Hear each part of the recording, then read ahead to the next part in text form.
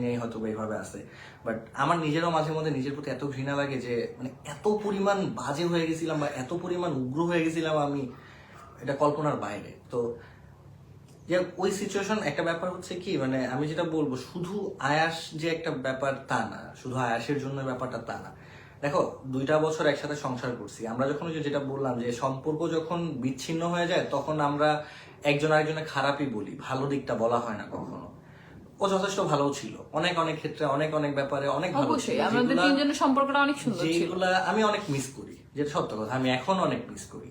মানে অনেক অনেক সিচুয়েশন, বিশেষ করে ওই যে ওরা 200 দিন যখন আসে না, ওদের সম্পর্কটা দেখি যে আমাদের সম্পর্কটা এরকমই ছিল। আমি জানি না কেন যে লাইভে এতগুলো মিথ্যা কথা বলছে আমাদের সম্পর্ক নিয়ে। যদি বলি, আমার দিক থেকে যদি বলতে হয়, আমি বলবো ওদের সম্পর্ক তো মানে আমার থেকেও অনেক বেশি ভালো ছিল, ওর আর হচ্ছে গিয়ে তার। বাট আমার দিক থেকে যদি বলি, মানে আমি একটা মানুষের সাথে 2টা বছর সংসার করতেছি, তার প্রতি একটুও কি ভালোবাসা কাজ করে নাই, কোনোদিন ভালোবাসি নেই, এটা কি হয়? ও বাসছে, আমিও বাসছি, ভুল বুঝাবুঝি হয়েছে, কোনো একটা সিচুয়েশন ক্রিয়েট হয়েছে যে কারণে হয়তো আমরা আলাদা হয়ে গেছি।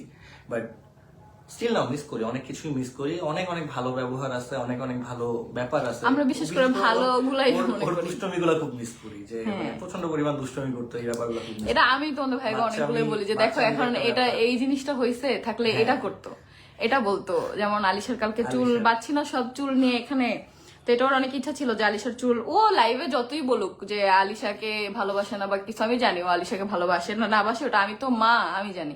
ওই কথাগুলো বলছে তখন ওর চোখে পানি। আমি তো ওর কোনো ভিডিও দেখি না, বাট এটা একটা কাট সিন দেখছিলাম আমি, মেবি কি যেন একটা পেজে। সো তখন দেখছো ওর চোখে পানি টলটল করতেছো যখন বলতেছে যে আলিশা আমার কে।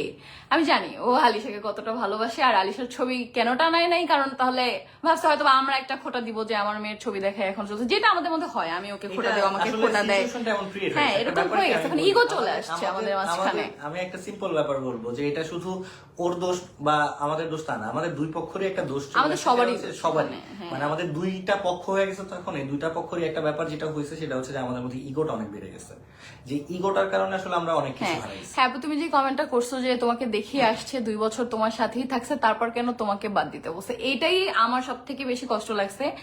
যে ও যাওয়ার পরে সম্পূর্ণ দোষ দিছে আমার, যেখানে ওর আর আমার সম্পর্ক কেমন ছিল এটা ও বুকে হাত দিয়ে বলতে পারবে।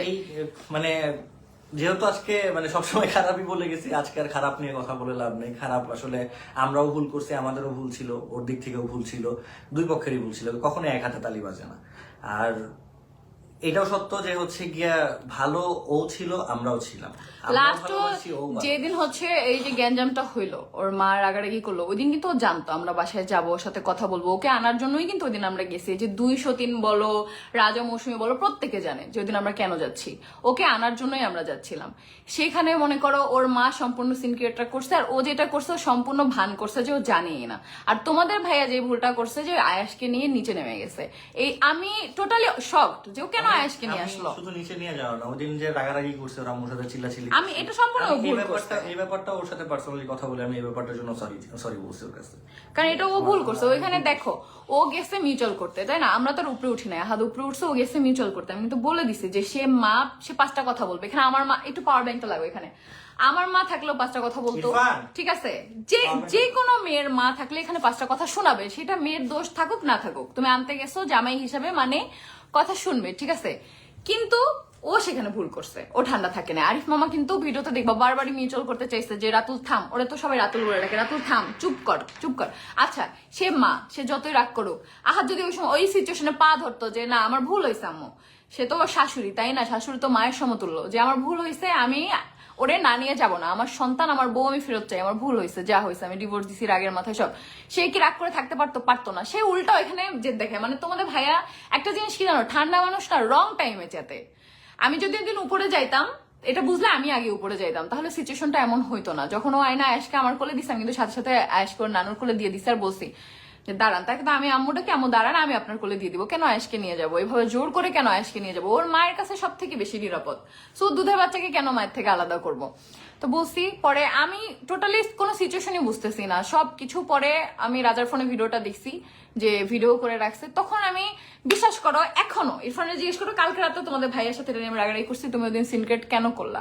আয়েশার কথা চিন্তা করা উচিত ছিল, কিন্তু জানি না, ও ঠান্ডা মানুষ তো কিছু কিছু কথা শুনতে পারে না, বিশেষ করে ওর মা বাবা নিয়ে যদি কোনো কথা বলা হয় ওই জিনিসগুলো নিতে পারে না, বুঝছো? আসলে এটা ছেলে হিসাবে সবাই, এটা পাওয়ার ব্যাংক দাও, নিজে লাগায় বয়ে রয়েছে পাওয়ার ব্যাংক, শয়তান জন্য কোথাকার। বাদ দাও এসব টপিকে কথা বলতে। আমি এটা ফোনের কথাটা বলবো, বুঝছো?